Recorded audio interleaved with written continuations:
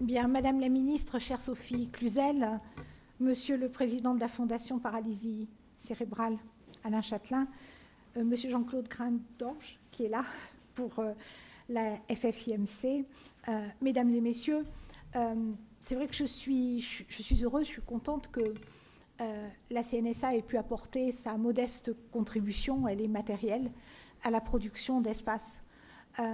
J'en suis heureuse parce que c'est la vocation de la Caisse nationale de solidarité pour l'autonomie, entre autres, que de participer à cet effort de recherche et cette production de sciences que permet l'orientation de l'enquête.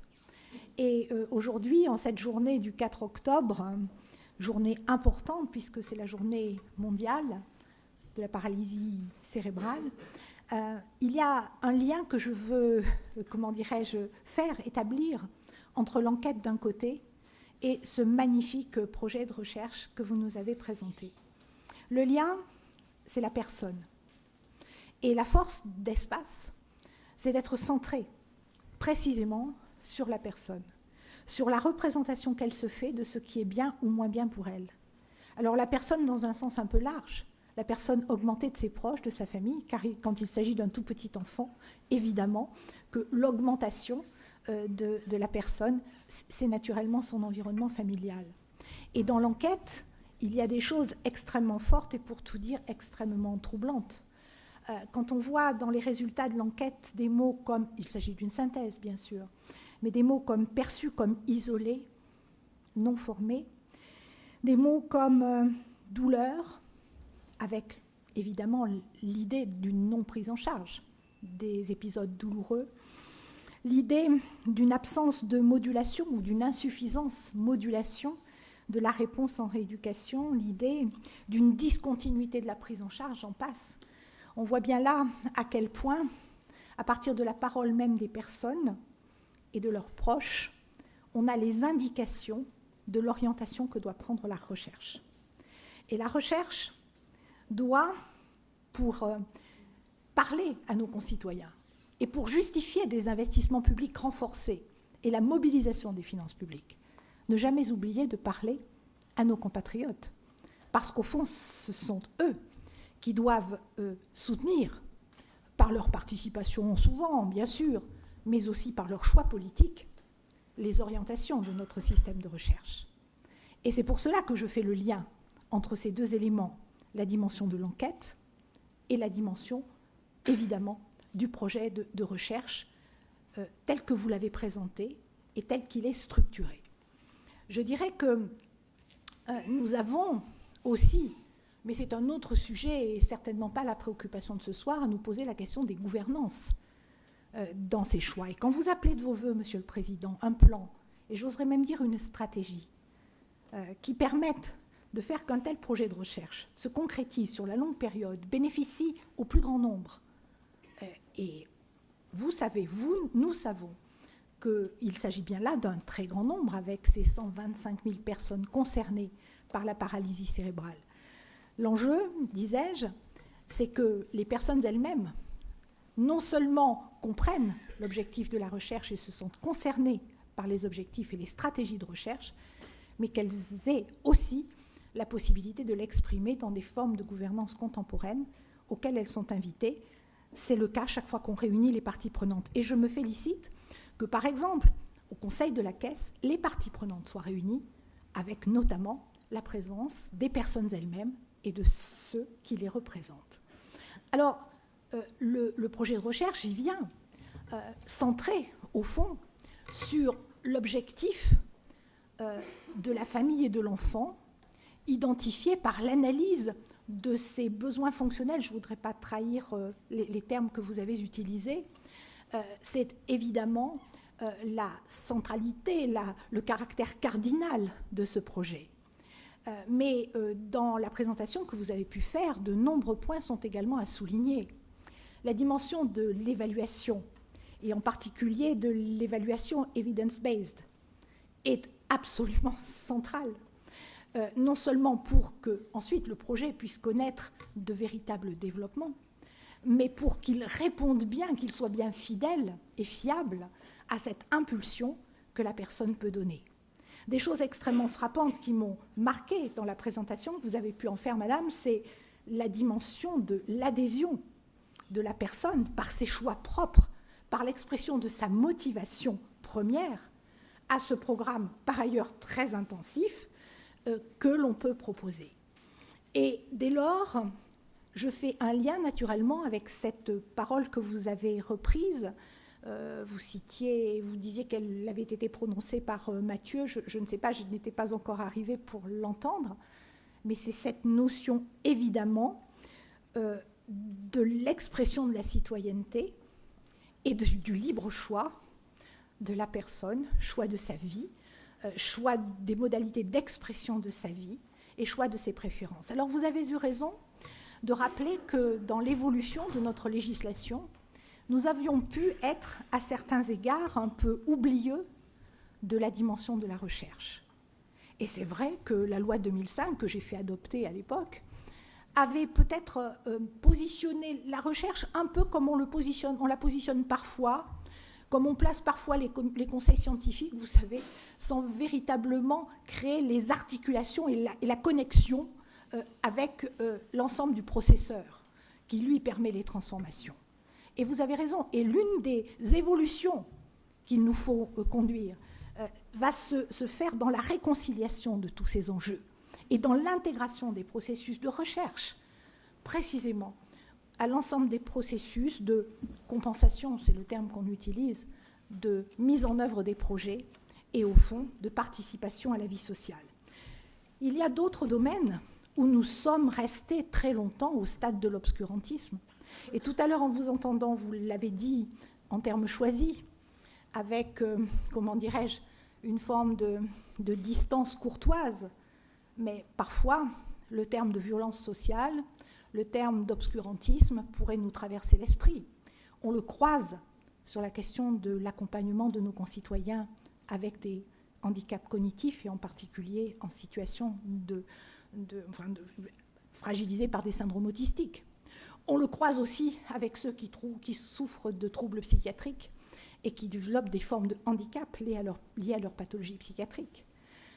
Dans l'accent que vous mettez, à travers l'œuvre de la Fondation, à travers ce soutien éminent à la recherche, positionné à partir de l'attente de la personne centrale, incontournable, au fond, vous ouvrez la voie, non seulement à un plan que j'appelle comme vous de mes voeux, mais aussi à une véritable stratégie qui vient s'articuler à la stratégie de transformation de notre système de santé tel que le président de la République l'a présenté l'autre jour à l'Élysée en présence d'Agnès Buzyn, la ministre de la Santé, et bien entendu de vous-même, Madame la ministre Sophie Cluzel. Je terminerai en disant que le président de la République a un mot très fort. Il parle de l'assignation à résidence de certains de nos concitoyens. Dans le projet de recherche que vous mobilisez, c'est tout le contraire.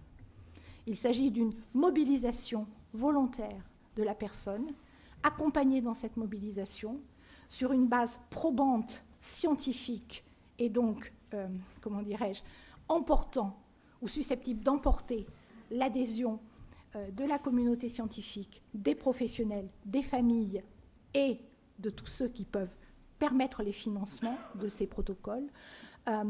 Je crois qu'au-delà même de votre sujet éminent et que nous fêtons aujourd'hui 4 octobre, il y a cette voie très importante que vous tracez. Je voulais tout simplement ce soir vous le dire avec mon amical soutien. Merci.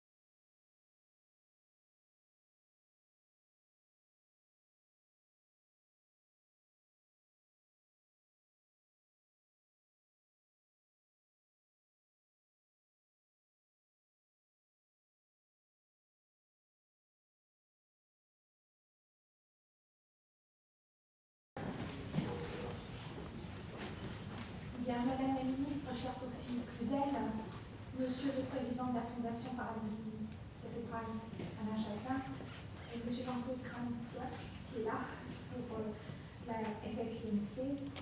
Mesdames et Messieurs, c'est vrai que je suis heureuse, je suis contente que la CNSA ait pu apporter sa modeste contribution à l'immatériel à la production d'espace. J'en suis heureuse parce que c'est la vocation de la Caisse nationale de solidarité pour l'autonomie, entre autres, que de participer à cet effort de recherche et cette production de sciences que permet l'orientation de l'enquête. Et aujourd'hui, en cette journée du 4 octobre, journée importante puisque c'est la journée mondiale de la paralysie cérébrale, il y a un lien que je veux, comment dirais-je, faire établir entre l'enquête d'un côté et ce magnifique projet de recherche que vous nous avez présenté. Le lien, c'est la personne.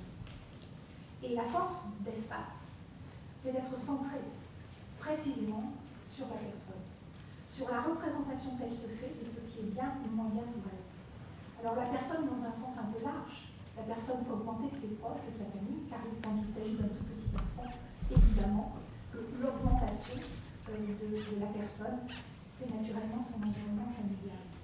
Et dans l'enquête, il y a des choses extrêmement fortes et pour tout dire extrêmement troublantes. Quand on voit dans les résultats de l'enquête des mots comme, il s'agit d'une synthèse bien sûr, mais des mots comme perçus comme isolés, non formés, des mots comme douleur, avec évidemment l'idée d'une non-prise en charge des épisodes douloureux, l'idée d'une absence de modulation, d'une insuffisance modulation de la réponse en rééducation, l'idée d'une discontinuité de la prise en charge, j'en passe. On voit bien là à quel point, à partir de la parole même des personnes et de leurs proches, on a les indications de l'orientation que doit prendre la recherche. Et la recherche doit, pour parler à nos concitoyens et pour justifier des investissements publics renforcés et la mobilisation des finances publiques, ne jamais oublier de parler à nos compatriotes. Parce qu'au fond, ce sont eux qui doivent soutenir, par leur participation souvent, bien sûr, mais aussi par leur choix politique et les orientations de notre système de recherche. Et c'est pour cela que je fais le lien entre ces deux éléments, la dimension de l'enquête et la dimension, évidemment, du projet de recherche tel que vous l'avez présenté et tel qu'il est structuré.